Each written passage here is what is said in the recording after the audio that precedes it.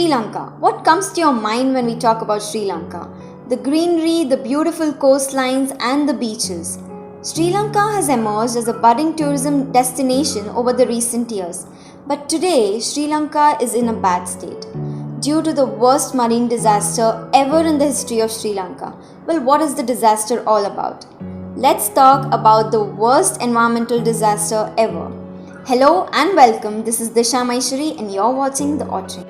Sri Lanka today is facing its worst disaster ever after a cargo ship carrying different chemicals caught fire off its coast, spilling tons of plastic on the beaches and killing the marine life. Well, how did this happen and what went wrong?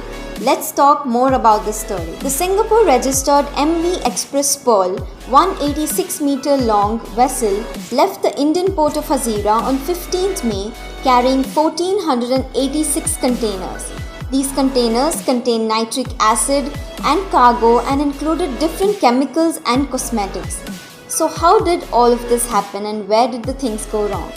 According to the express feeders, the company that operates the ship said that there was a container on board that had been leaking nitric acid well before the ship entered the Sri Lankan waters. Seeing that, the crew members requested to offload that leaking containers at two previous ports, but they were denied. Why? Because the ports lacked the facility and the expertise to deal with this nitric acid.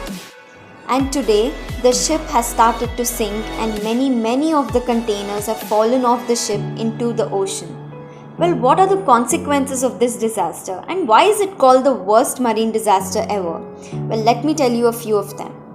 The first one being plastic pollution. Tons and tons of plastic waste and endless piles of plastic pellets have already been seen on the shores and beaches of Sri Lanka.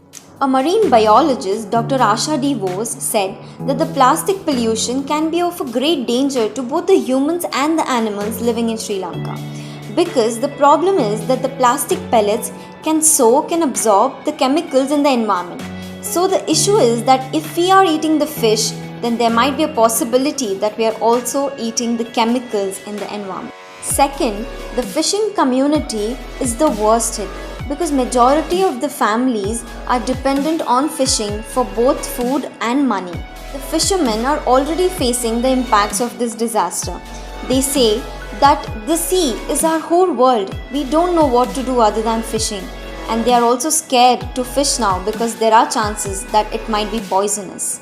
And in the wake of this incident, the government has already banned fishing for along 50 miles, that is 80 kilometers of the coastline.